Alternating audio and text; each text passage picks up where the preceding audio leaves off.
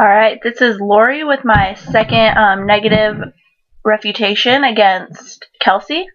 I would like to begin saying that I did not refute the after school program because I did not see a direct correlation between increasing education standards and after school activities. Although I do believe they're helpful and they do important things like keep kids out of trouble and increase attendance rates, they providing social skills. These things are very minor compared to the things needed to increase our education levels to stay on a competitive basis with other economies. Also, I think that after school activities are more of a individual community kind of concern where people within the community should step up and provide after school programs like sports and things to do with the youth in their community, because that's their community's future and that's their responsibility to encourage these students to do more with themselves. That's kind of a community issue. Also, for my second issue, merit pay based solely on student performance is an unfair indicator of teacher performance. I don't believe it has any real benefit to the student. There are too many problems with the merit pay system to just simply take a chance on it. The best teacher ever that is working very hard could get highly uncooperative students, or could just get an unfair balance of students with lower intellectual levels. And even if the teacher works extremely hard, the hardest that they've ever worked, they could still not get rewarded based on their own students' prerogative. In an article by Valerie Strauss, an education reporter for the Washington Post, she says that teachers are generally opposed to merit pay because it undermines collaboration and teamwork.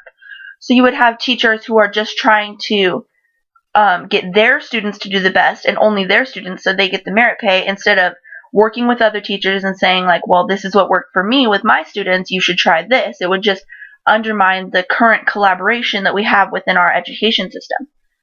Teachers do not control all the learning variables, and not all students are equal, so it's unfair for test scores to be the base of merit pay, and there's no other base that is fair either. So that's just proves that merit pay is a bad idea. Also, teachers that feel that they worked extremely hard and then don't get rewarded at the end of the year may feel wrong or alienated, and that could discourage any teacher performance. Also, you said that merit pay could work in schools the same way that bonuses or other incentives work in a normal workplace, but that is a weak analogy, because when employee performance is used to determine the bonuses, it works because the employees, the ones actually doing the performance, are the ones directly affected by the bonus pay. They work harder, they get the bonus. However, in the merit pay system, there's another person involved, a student, who's not affected by the bonus pay and therefore has no or very low incentive to raise their test scores, regardless of how well or how hard their teacher is working. It just doesn't correlate that they'll want to work harder because they are not getting any benefit from it. And as my last argument, you said something as important as education should be a vital concern of our government, but the hard truth is that regardless of who anyone thinks should be in control, the U.S. Constitution currently gives control of education to the states. The only way the federal government would legally be allowed to gain control of education is to amend the Constitution, a long, grueling process. According to the usgovernmentinfo.com, the amendment must first be proposed to the House or the Senate and approved by both with a 3/4 vote, or it could be passed by the president. After that, it must go to be ratified by the states with a 3/4 vote to pass. I don't see any scenario where an amendment gets passed by the states to give away their own rights to control education.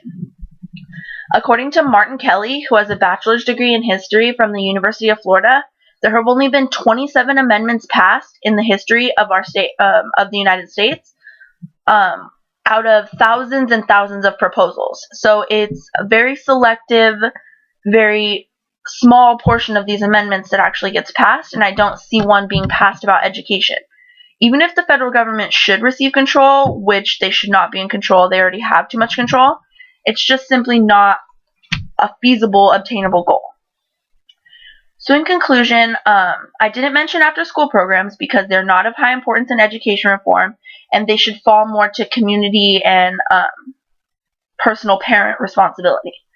Merit pay is an unfair system that lacks the proper incentives to motivate students to achieve higher test scores and can undermine the current collaboration that we have within our educational system.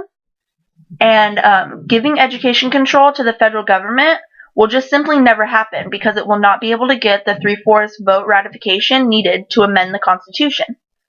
The states will not want to give up their power, and they're just not, this isn't something that's going to happen. So if education reform needs to happen, it needs to happen in some other way because the ways that were proposed to us in this argument are not going to cut it. We need to be on an economic level with other countries so we can keep our competitive edge, and something needs to seriously happen in our education system. We just haven't found any answers yet.